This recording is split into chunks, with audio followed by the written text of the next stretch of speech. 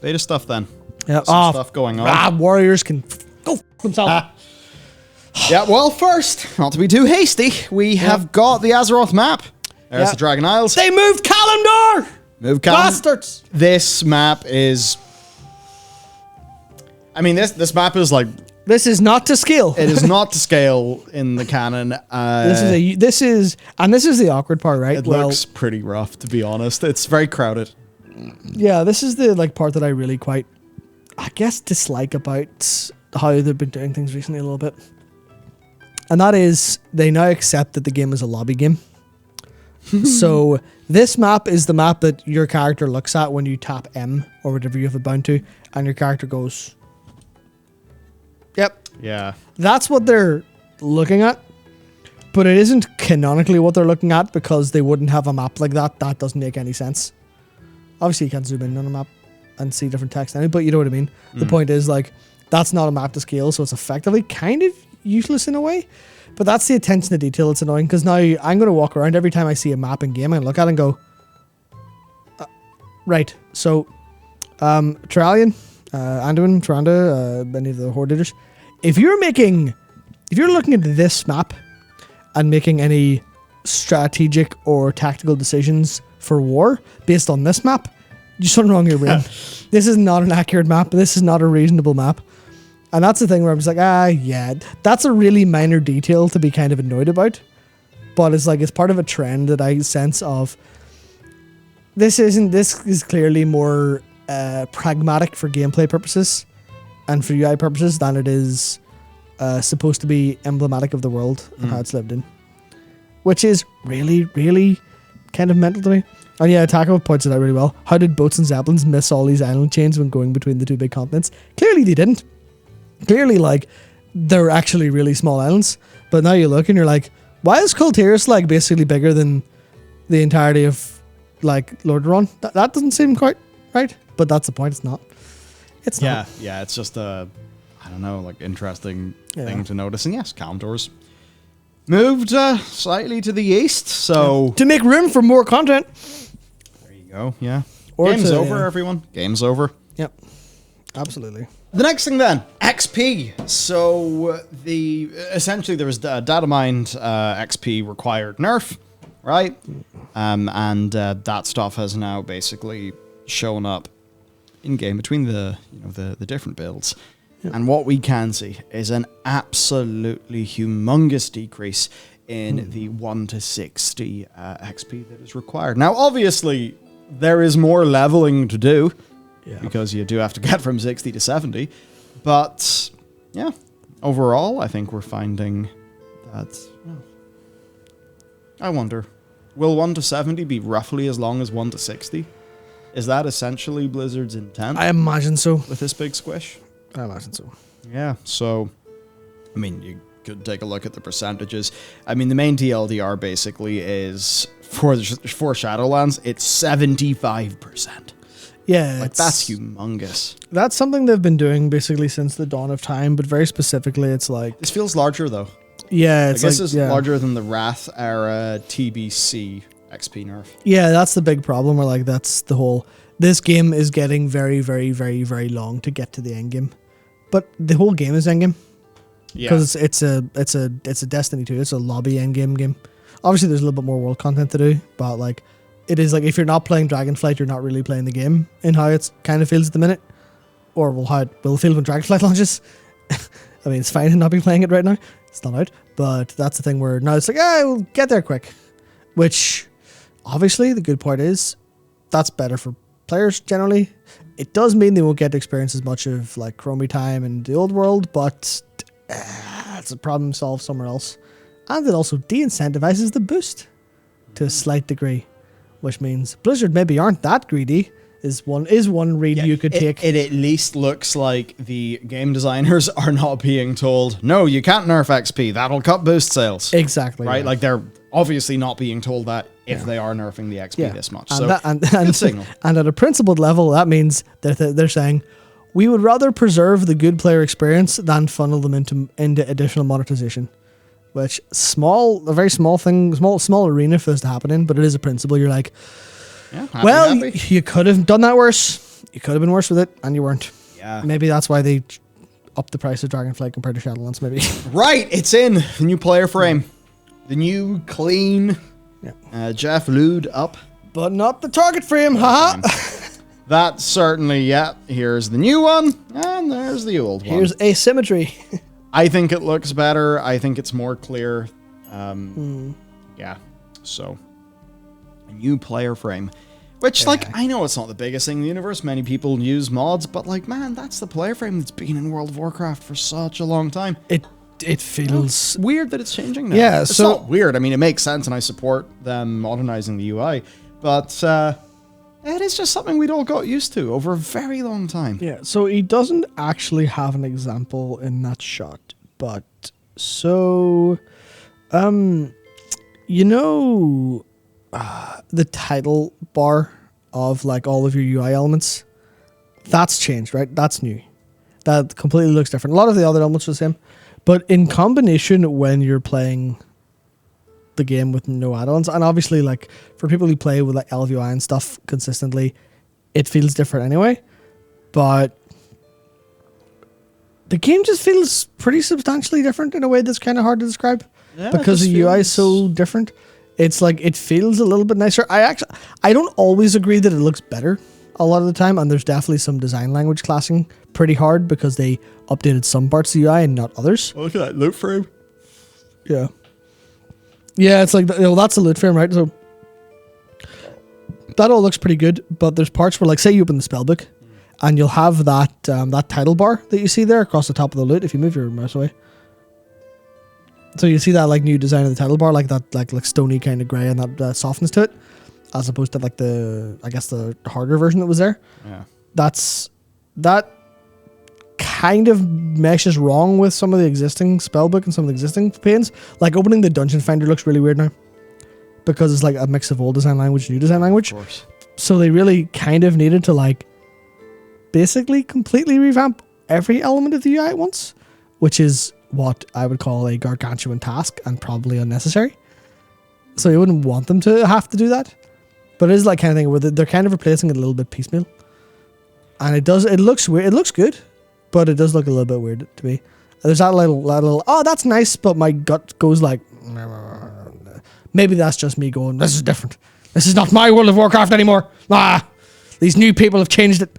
Maybe it's that, because it does look good. It was like, man, wild. Yeah, no, I think game needs to be modernized. Yeah, it does for sure. And those frames look nice, especially with new the animation stuff. Very upgraded. It's all those like just imperceptible look and feel things that add up to a game feeling more polished. Yeah. Now, onto something altogether a hell of a lot more dramatic, and that is there's an RP item that will zone out all NPCs in a tavern, which basically, look, for people who enjoy RP, they can do this, and that will be nice. That's basically that. So, you know, before, bunch of NPCs. That's after. Yep. There you go. Ready for your no, stuff. that is definitely, this is about 15 years too late maybe. But fundamentally it is like it's one of those things, like I said earlier, I was talking about the other thing. It's a nice to have. It's the nice to have they're putting in that makes the game feel better for a class of people, for an entire class of player that's been completely ignored for all of time. RPers have not ate well. Yeah, so the problem is RPers are not all, 90% of RPers who are RPing World of Warcraft are now in Limsa Lominsa, because that game actually gives them emotes and gives them, you know, things like that and housing and stuff like that. But it's like, at least players who actually want to RP there, you're like, yeah, there's an RP tool. Sorry, we haven't had any for you, but here it's been added, and someone at the team clearly had the freedom to make that, bother to make it and ship it and test it and put it in the game, and hopefully it's the start of a very long road to recovery for those people. Yeah, and as far as like community response to that has been, holy shit, very happy. People have been singing from the rooftops about this, and it's so small. But it goes to show that's exactly what they needed. Just a bit of attention. Well, that's it with RPers. You give them the tools, give them the space, and they will make the content. So just do things to let them do their shit. Yep. So brilliant. Excellent. Brilliant. Another this is a cute little thing that Portergage tweeted about, but yeah, TLDR, there is a nice flavor text on food items that just does a little bit of world building, which is nice because when some care and attention and love goes into things, that just feels better. It's a tiny amount, but it is enjoyable to see like the mixtures of cultures there. So there's a little bit of like stuff going together, like the crasserang peppers with Lakeshire cheese. You're like, yeah, of course. Someone is a chef and went, oh yeah. In the same way the English drink tea. In World of Warcraft before Dragonflight, the Alliance would have no idea what Pandaren food is, but now they do. Canonically. Yeah. Great. Yes, that's nice. Another little thing, there's a little bar that was put in. Mr. GM reporting this, but yeah, a little bar that just says a time to arrival for the Dragonauts boat. Yeah. I have a little thing about this, right? And this was, I actually tweeted it because one of the devs was asking for feedback, and I was like, I think this is a cool quality of life feature. This is great. Instead of waiting blindly, it's a good addition. But in an ideal world, to me, it's like, man, this is, you've overlaid a UI element onto an NPC. Yeah, I think. What about if why is the dockmaster not in say or yell every like 5 minutes going, hey, this boat's coming in 5 minutes, and then you go talk to them and they whisper you the ideal thing? Is that not what used to happen? Not specifically. It used to happen like when they're arriving. Oh, okay, yeah, but I remember that. It wasn't like specifically timed, and I think it might be because of some variation in timing or something like that. Maybe they don't have the tools for that. But the idea of they just need to go, hey, this is boat's coming in 5 minutes, sort yourself out, and then you can sign up for a whisper if you're in the zone or something like that, just to make it feel. And this is the point where this is like a super minor thing, but I think that someone replied to me on Twitter saying RPGs like that are in the small details. It's the really small details that sell you the world, and that's it's the same thing with like I was talking about the imperceptibles for hunters and druids and like the difference in class balance. You don't notice it. And it's a game developer's job to make the game feel amazing without you ever noticing why or how. Yeah. You're just like, man, this is the thing that I felt playing Wrath Classic, where there's so much of, there's so much atmosphere in the game that comes from being immersed and not really engaging with gameplay systems as much as just living in the world. And a lot of that was there because everything was in the world. Everything was just there. There was no... there was nothing really overt that kind of threw you somewhere. Like, I arrived in Deathless and I had no fucking idea where I was going. I technically did because I know what Deathless is like. But I just showed up, ran through Talon Deep Path to go to Stone Talon, made my way to Deathless. Was like, this game is not telling me where anything is. Yeah. There's a signpost. Oh, great. There's a signpost pointing me. Yes, I don't know what Nigel's point is, but I'm going to run there and see what the crack is. I love that. Yeah. When you had the fog of war and you're new to the game and you're running down the road because that's the way that's safe. You're using the signpost. And you're like, oh yeah, I'm moving through this like it's a place. Yeah. Shit, yeah, that even though I know that like taking a boat in WoW is just go onto a boat and it will go into a loading screen, but that felt so good. Yeah. And you just kind of stumble into it back in the day, right? Yeah, and it's the small details like that I think ultimately make something substantially better in the whole. But that's really it's hard to communicate that, especially when you're trying to fire stuff together. You're trying to fire stuff together, you're like, oh well, and I feel like this is where it's like this is a cool addition. It wasn't needed, wasn't asked for. Very good, very nice for players. Very good thinking about the player experience of, okay, there's a frustration point, there's a bit of friction in not knowing when the boat's coming. So we'll tell them when the boat's coming. But then it was efficiency. It was, hey, we've got this new UI thing, and I personally don't like that floating overhead thing very much. Yeah. I remember when they introduced in Shadowlands for the, oh my god, what was it? It was the Forge quest in Bastion when you were making the thing heat up, and I was like, that's really not. I don't like it very much. It's not very. It's not very immersive. Basically, it's a UI overlay. Which is different to how they do puzzles in the game. Like puzzles in the game in Nazadar and Stress Mortis and stuff are pretty nicely integrated. But this just feels a little bit like, nice you've done this efficiently, and I'm sure you'd have loved to do in a more world buildy, more integrated kind of way. So it's like, it's a good thing that it's there, but it is a shame. It's not a problem that it's not done that way, but it is a shame. Yeah, it is a shame, and I would hope that the developers kind of agree that it would be nicer to do it that way, because that's the stuff that it's the same. Same to me as a map. Fantasy forward, less just UI dominated. Way. Yeah. It's like, well, I mean, obviously, if you have to make the game a good experience, absolutely do that first and make that the priority. But if you've got time to spare or you've got budget and the thing, try to make it a little more fantasy friendly and more immersion friendly, because the more you do, the more you make decisions like this, the more you lock yourself into being lobby game full of UI. And it's a slippery slope to get there.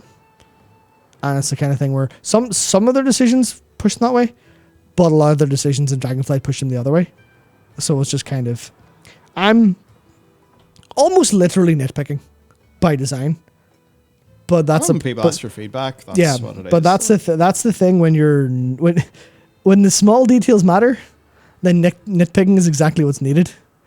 And that's kind of awkward because it just comes across like, well, you fucking do it yourself. And if you're smart, it's like, nah, it's difficult, but yeah.